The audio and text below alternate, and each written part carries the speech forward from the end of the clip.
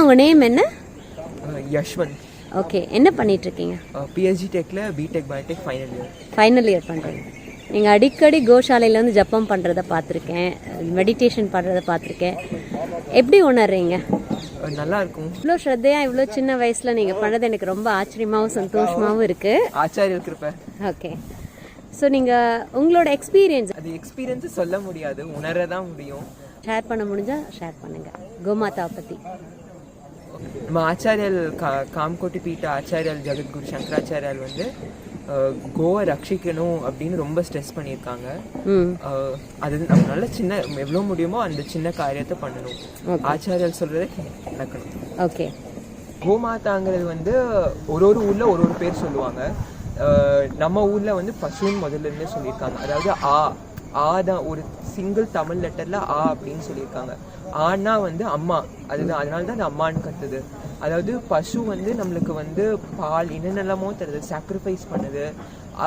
அதுலேருந்து நம்ம என்ன கற்றுக்கலான்னா, அதாவது அதை சுற்றி பார்த்தீங்கன்னாவே கொசு கடிச்சிட்டு இருக்கும்.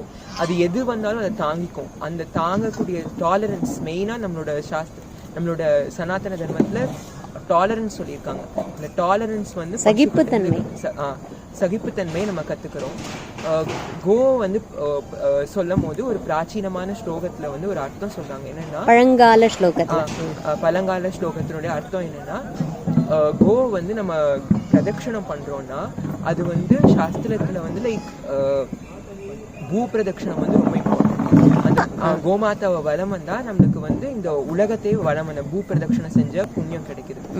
எந்தெந்த தீர்த்தத்துல எல்லாம் ஸ்நானம், அதாவது புண்ணிய காலத்துல எந்தெந்த தீர்த்தத்துல எல்லாத்துலயும் நம்ம குளிச்சாலும் அதோட பலன் என்னவோ அதை சொல்லியிருக்காங்க. அது பிளஸ் எல்லா தேவத்தையினுடைய வாசம் வந்து கோல இருக்கு. அதனாலதான் கோவை வந்து ரட்சிக்கணும் அப்படின்னு சொல்றாங்க. இப்போ இந்த காலத்துல வந்து நம்மளால வந்து வீட்டுல வந்து கோ வச்சு பராமரிக்க முடியுது.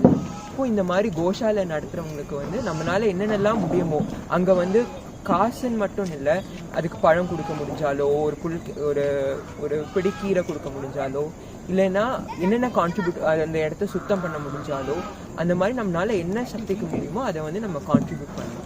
ஓகே, உங்களோட கான்ட்ரிபியூஷனால் நீங்கள் ஏதாவது டிஃப்ரெண்ட்டாக உணர்ந்துருக்கீங்களா உங்கள் லைஃப்பில்? பீஸ்ஃபுல்லாக இருக்கு அவ்வளோ, உங்கள் மைண்டு பீஸ்ஃபுல், அதுதான் நம்மளுக்கு வேணும் கடைசியில். ஓகே, பீஸ் கிடைக்குது. ரொம்ப சந்தோஷம். Thank you very much. எல்லாமே ஆச்சாரியல் கிருப்பனால் தான் கிடைக்குது. அதனால ஆச்சாரியல் என்ன சொல்லியிருக்காரோ அதை படி கேட்டு நடக்கணும். Thank you, thank you, sure.